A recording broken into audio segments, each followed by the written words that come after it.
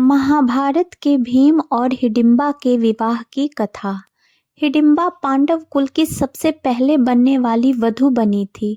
लाक्षागृह यानी लाह के बने घर को जब दुर्योधन एवं मामा शकुनी की योजना के अनुसार जलाया गया, तब पांचों पांडव अपनी माता कुंती समेत उसी भवन में थे।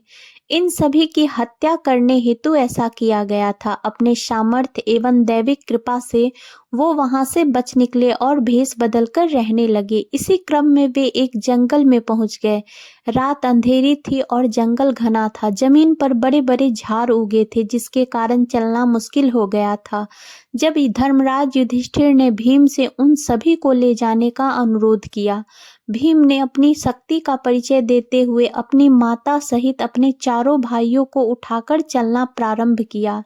जब वे वन में ऐसे स्थान पर पहुंच गए जहां धरती समतल और कोमल घासों से ढकी थी, तब वहां भीम ने सबको धरती पर उतारा और सब भाइयों ने मिलकर सोने के लिए व्यवस्था की।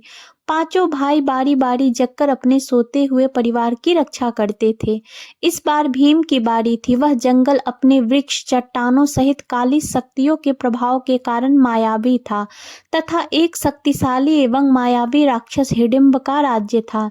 जंगल में आने वाला कोई भी मानव इस मायावी स्थान से निकल नहीं पाता था, अपितु राक्षसों का आहार बन जाता था। इन राक्षसों की घ्राण शक्ति यानी सूंघने की शक्ति बड़ी तेज थी। जंगल में मानव के प्रवेश को तुरंत भांप लेते थे। जब राक्षस राज हिडिंब को इन मनुष्यों के आने का पता चला, तो वह मानव मांस खाने के लिए लालायित हो उठा। उसने अपनी बहन हिडिंबा को उन मनुष्यों को उसके सामने प्रस्तुत करने का आदेश दिया। हिडिंबा पांडवों के समीप जा पहुंची। भीम को देखकर हिडिंबा मोहित हो गई। वे सोचने लगी, एक शक्तिशाली पुरुष जिसका हृदय इतना कोमल है कि अपने परिवार को सुरक्षा प्रदान कर रहा है, उससे अच्छा जीवन साथी और कौन हो सकता है। मैं धन्य हूँ यदि वह मेरे पति बने। फिर उसे अपने क्रूर भाई की आज्ञा का स्मरण हुआ। देवी हिडिंबा ने अपने मायावी शक्तियों से स्वयं को एक सुंदर युवती में बदल लिया और भीम के पास गई। पहले जंगल में भटकी हुई युवती की भांति अनेक प्रकार की बातें कही। फिर जब भीम ने रक्षण देने की बात कही, तब वो वहीं पर बैठ गई। हालांकि आराम कर रहे अर्जुन एवं युधिष्ठिर को देवी हिडिंबा पर धीरे धीरे संदेह भी होने लगा था, परंतु उन्होंने सुरक्षा को ध्यान में रखते हुए सोए रहने का स्वांग किया। आसपास क्या हो रहा है इस पर चुपचाप ध्यान दे रहे थे। इधर देवी हिडिंबा से यह सच छुप नहीं रहा था। तब उन्होंने भीम को बता दिया कि मुझे मेरे भाई राक्षस राज हिडिंब ने आप सभी को भ्रमित कर उस तक पहुंचाने के लिए प्रतियुक्त किया है, परंतु आपको देखकर मैं आपसे प्रेम करने लगी हूँ। मैं आपसे विवाह करना चाहती हूँ। मैं आप सभी को यहाँ से बाहर निकलने का रास्ता आपको बता देती हूँ। मेरा भाई हिडिंब बहुत ही पराक्रमी, मायावी और क्रूर है। उसके आने से पहले आप लोग सुरक्षित स्थान पर चलिए। भीम ने उत्तर देते हुए कहा, देवी मैं आपको नहीं जानता, परंतु आपको इतना बता दूं कि हम पांचों भाई क्षमता में किसी से कम नहीं है। मैं वृकोदर किसी भी राक्षस को समाप्त करने में सक्षम हूँ, इसलिए मुझे इसकी निद्रा भंग करने की आवश्यकता नहीं है।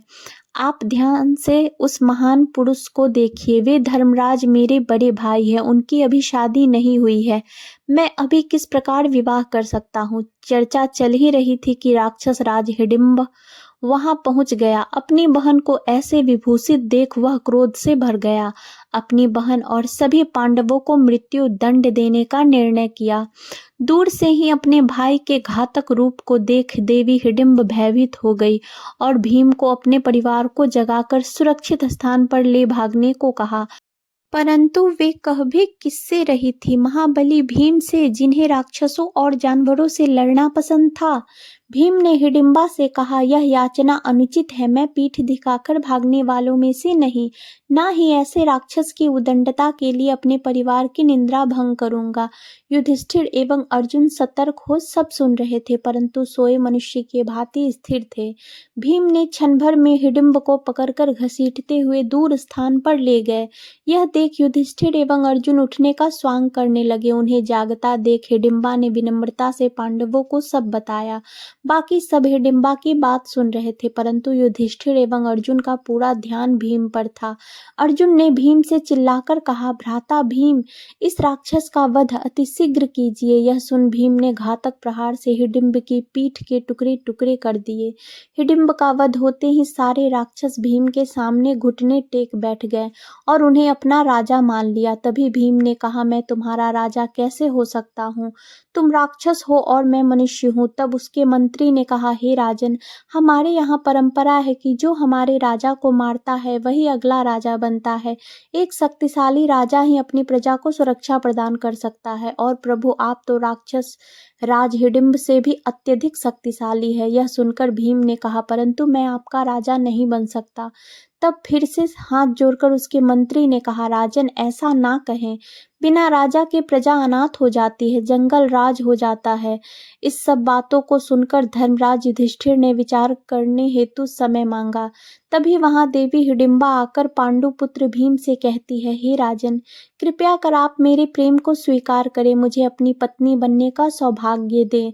इस पर भीम ने कहा, ऐसा कैसे हो सकता है? तुम राक्षस कुल की हो, मैं मनुष्य हूँ, मेरे समाज में क्या तुम्हें वांछित स्थान मिल पाएगा?